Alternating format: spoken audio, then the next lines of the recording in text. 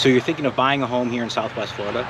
Well, in this video, I'm going to talk about 5 reasons not to move to Southwest Florida. So do me a favor real quick, click below in these links to book a call with me if you have any real estate concerns or issues, and I'd love to help you out with those. So one of the first reasons not to move here, let's talk about the weather. It may look beautiful out, and it is, I'm not going to lie, but it's pretty warm, right? Well, you have to get used to wearing lightweight clothing. A breeze is a luxury. I'm fortunate enough we have a breeze here in my backyard. Finding shade is a necessity. It gets hot. That's one of the things people might underestimate. It's very common you see people carrying around water bottles because we got to stay hydrated because of the extreme temperatures that we deal with down here. In our summertime, we do have a lot of rain that happens through June to August, sometimes into September. These are typically predictable, maybe an hour or so. It's not an all-day thing, but it is the wet season compared to our dry season, which is the winter time. So keep that in mind. Talk about cost of living. Cost of living when I moved here 20 years ago was much different. It is definitely increasing. Not only is property values going up, but we're starting to pay more in taxes. Now, considering where you're coming from, it still could be less. But in this area in Southwest Florida, everything's going up, and it's a lot higher than maybe some places in North Florida or Central Florida. So that's something to keep in mind, because what you thought the prices were before, or maybe taxes were, it's all gone up. It's like I said before, though, it's still a little cheaper than up north in some of those places, but it's more expensive than some other places in Florida. A third reason, seasonal population. We actually do have a season down here. When I say season, I mean right now the population is less than it is in the winter. We have something called snowbirds. Snowbirds are people who spend the winter time or the summertime up north in their colder climates, and then the winter time when it gets real cold there, they come here. So that affects the roadways, that affects restaurants, that affects hospitals.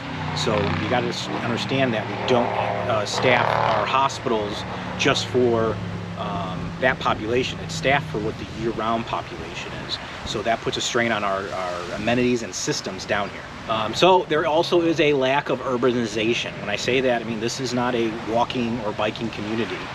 It's cars. Everyone uses their cars. There's no train system really. There's a trolley.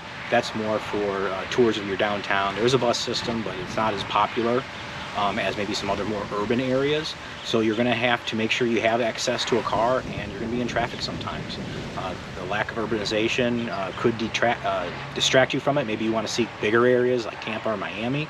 But we definitely do have that lack of it here. So let's talk about the wildlife and nature hazards. We talked about the weather and how we get a lot of rain in the rainy season. If you don't know this, Florida is the lightning capital of pretty much the world. We actually all have on our phones, I use WeatherBug as a lightning detector, and my phone will go off if there's lightning within 10 miles.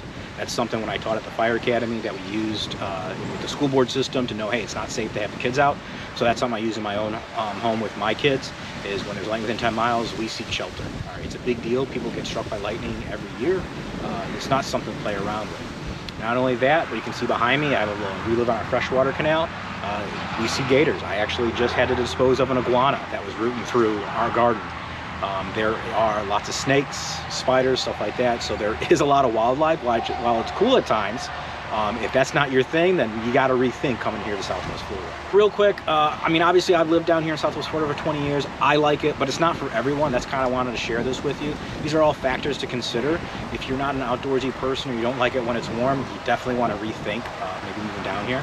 But if these are things that you like, then if you're looking to be in 9 days or 90 days, do me a favor, shoot me an email, give me a text, book a Zoom call below, and I'd love to chat with you and show you around town.